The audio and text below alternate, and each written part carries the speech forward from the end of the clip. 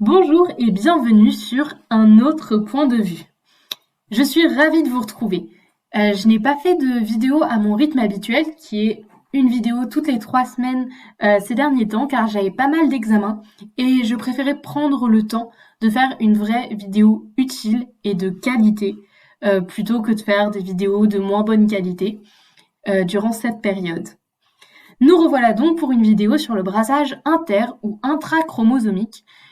Ce sont des notions qu'on voit en spécialité SVT de terminale lors du chapitre sur le brassage des génomes. Donc ici, c'est le brassage des génomes assuré par la reproduction sexuée. C'est parti. Alors, on va chercher à différencier le brassage inter ou intrachromosomique. Pour le brassage interchromosomique, c'est une notion que vous avez à peu près déjà vue, mais là qui va être bien identifiée. Et le brassage intrachromosomique, c'est une nouvelle notion. Ce n'est pas très compliqué, mais il faut bien pouvoir les distinguer et voir comment ils agissent ensemble pour la diversité génétique et le brassage des génomes. Alors, on commence par un petit rappel sur la méiose. Donc voilà un schéma issu de mon cours de première, car c'est une notion vue en première et je pense que c'est le plus efficace. Alors, on a une gamète qui va effectuer 2 divisions successives. Lors de la première division, il y a séparation aléatoire des chromosomes homologues. C'est lors de cette phase qu'il y a le brassage interchromosomique, mais ça, je vous en parle juste après. Comme pour une méiose, il y a la prophase, la métaphase, l'anaphase et la télophase. Ensuite, il y a la prophase 2, la métaphase 2, l'anaphase 2 et la télophase 2. Là, ce sont des étapes qui sont beaucoup plus proches en fait de celles d'une méiose classique. Je vais pas m'attarder dessus. Si vous avez des difficultés sur ça, je vous conseille de vraiment aller revoir votre programme de première. Après, c'est pas forcément essentiel pour le bac, mais ça peut être vraiment un plus dans une copie. En tout cas, si jamais vous avez besoin, ici vous avez un petit schéma, ça vous évite d'avoir à réexpliquer toute la méiose. Vous pouvez simplement le faire et dire, voilà, ça, c'est la méiose. Passons maintenant au vif du sujet, entrons dans le vif du sujet avec le brassage interchromosomique. Alors, en première division de méiose, les chromosomes homologues se séparent l'un de l'autre de manière indépendante et aléatoire pour chacune des paires. En fin de méiose, chaque cellule produite reçoit un seul des 2 allèles de chaque paire avec une probabilité équivalente. On parle alors de brassage génétique interchromosomique. Le nombre de combinaisons chromosomiques différentes qu'il est possible d'obtenir par ce mécanisme augmente avec le nombre de paires de chromosomes. Pour n paires de chromosomes, un individu peut former 2n, 2 puissance n gamètes différents par leur assortiment de chromosomes. Donc ici, on a vu qu'on avait 2 paires de chromosomes homologues. Et donc, on a 2 puissance 2, 4 possibilités de gamètes que j'ai numérotées en bas.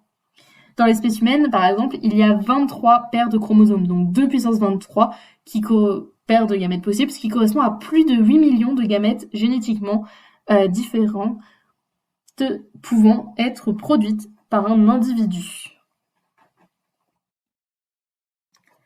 Passons maintenant au brassage intrachromosomique. Ça, c'est une notion un peu plus compliquée parce que pour la première, en fait, on en avait déjà conscience en étudiant la méiose l'année dernière. On avait déjà vu ce que c'était le brassage interchromosomique, même si on ne l'avait pas nommé. Ici, ça va être une notion nouvelle et peut-être un peu plus compliquée. Donc voilà un petit schéma que j'ai fait exprès pour cette vidéo. Cette fois, il n'est pas issu de mon cours, comme d'ailleurs les schémas juste avant. Alors, la méiose modifie également la répartition des allèles sur les chromosomes. En effet, au cours de la prophase 1, mais ça, n'oubliez pas de le citer dans votre copie, au cours de la prophase 1, les chromosomes homologues étroitement accolés voient leur chromatide entrer en contact en certains points nommés chiasma. On peut observer ces chevauchements au microscope électronique. Ça peut être un argument qui permet de valider l'existence des chiasmas. Dans votre copie, ça peut être pas mal de le redire. Les chromatides se cassent et se retournent et se ressoudent, conduisant ainsi à un échange d'une portion de chromosomes. Ce mécanisme, appelé crossing over, est aléatoire quant à sa localisation et permet l'échange d'allèles entre deux chromosomes homologues. On parle de brassage intrachromosomique. Ce n'est pas une anomalie. Il se produit fréquemment et contribue de manière très importante à la diversité génétique.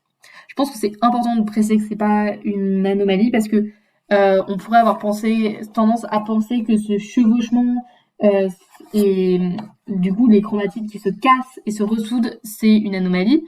Mais non, pas du tout. C'est juste un mécanisme normal qui participe à la diversité du génome.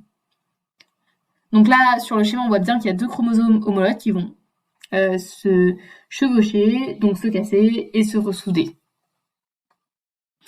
Du coup, plus les gènes sont éloignés, plus la proportion de combinaisons minoritaires va être importante, car leur répartition dépend de la probabilité qu'un crossing over ait lieu entre ces deux gènes. Voilà, petite info supplémentaire si ça vous intéresse.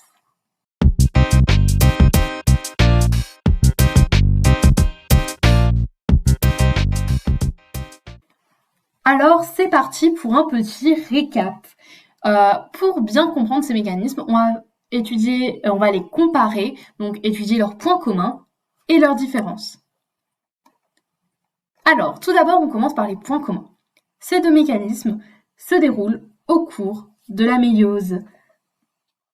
C'est pour ça qu'au début, je vous ai fait un petit rappel. Pas besoin par contre de s'éterniser quand on évoque le brassage des génomes assuré par la reproduction sexuée sur ce qu'est la méiose. Il vaut mieux juste faire un petit schéma comme celui que je vous ai proposé, expliquer en une petite phrase et ensuite dérouler ce qui est vraiment important à savoir, le brassage interchromosomique et le brassage intrachromosomique. Ces deux mécanismes participent au brassage génétique du génome. Ça, c'est hyper important, ils ont le même objectif. C'est bien parce que comme ça, vous pouvez lier au titre de votre partie qui est le brassage des génomes assuré par la reproduction sexuée. Enfin, ces deux mécanismes sont aléatoires. C'est ce qui permet d'avoir un plus grand nombre de gamètes différents par leur assortiment de chromosomes. Finalement, ce ne sont pas des anomalies. Ça, c'est aussi important, notamment sur le brassage intrachromosomique. C'est normal, c'est le processus normal. Et ça peut être vraiment pas mal de l'écrire sur votre copie, surtout si vous faites une partie après spécialement sur les anomalies. Enfin ça dépend de votre sujet. Maintenant, les différences. Alors, les différences, il y en a plein. On les a vues en les étudiant. Moi, je vous ai mis surtout celles qui sont importantes. Alors, tout d'abord, pour le brassage interchromosomique, c'est en première division de méiose. Et le brassage intrachromosomique, c'est en prophase 1. C'est important de dire à quel moment de la méiose se déroulent ces mécanismes. Et enfin, le brassage interchromosomique, c'est la séparation de chromosomes homologues, alors que le brassage intrachromosomique, c'est l'échange d'allèles entre deux chromosomes homologues. Voilà, c'est un peu, si on devait résumer vraiment les deux mécanismes, ce serait comme ça, et donc on voit bien qu'ils sont différents. Mais après, ça c'est vraiment assez évident par rapport à ce que vous avez dit juste avant en développant sur ces deux types de brassage inter- et intrachromosomique. Voici un petit schéma que j'ai fait en classe. Donc encore une fois, c'est issu directement de mon cours, donc c'est pas forcément la meilleure qualité, mais je trouve ça hyper intéressant parce que ça résume bien tout ce qu'on vient de dire. Alors là, on a une cellule de n égale 4 au cours de la prophase 1. Pourquoi la prophase 1 ? Eh bien, j'espère que ça fait écho à ce que je viens juste de vous dire. Au cours de la prophase 1, les chromosomes homologues étroitement accolés voient leurs chromatides entrer en contact en certains points nommés chiasma, et du coup après, on pense directement au brassage intrachromosomique. Alors ce brassage intrachromosomique, pour la paire de chromosomes homologue du haut, eh bien, ça n'affecte pas les gènes AA, que ce soit minuscule ou majuscule. Il y a bien l'échange d'une portion, mais ça n'affecte pas les gènes étudiés. Alors que, au contraire, pour la paire de chromosomes du bas, eh bien, il y a un échange, donc il y a un brassage intrachromosomique. Ensuite, quand on passe à des cellules haploïdes, et bien là, c'est le brassage interchromosomique, puisqu'on voit bien qu'on a 2 possibilités avec 50% pour chacune et chaque gamète est différente. Ainsi, ce schéma résume à la fois le brassage intrachromosomique et le brassage interchromosomique. En fin de métaphase 1, et ce que je trouve assez intéressant, c'est qu'on met vraiment les étapes, donc prophase 1, fin de métaphase 1, méiose 2. Vraiment, ça permet de mieux comprendre. Après, je vous invite à le refaire comme ça à 2 têtes, en juste regardant la première cellule et en vous demandant comme ça si vous avez compris tout ce que je viens de vous dire. Merci d'avoir regardé cette vidéo. N'hésitez pas à me dire si vous avez aimé que je fasse des schémas un peu plus clairs de format digital plutôt que sur papier pour limiter les photos. Et si vous avez des idées de thèmes pour les prochaines vidéos, ça m'aide toujours à suivre les points qui vous intéressent. Est-ce que vous avez aimé que je mette à la fois des photos de mon cours et à la fois des schémas faits exprès? Est-ce que vous avez une préférence? Dites-moi, et encore merci d'avoir regardé cette vidéo. J'espère qu'elle vous aura été utile. À bientôt!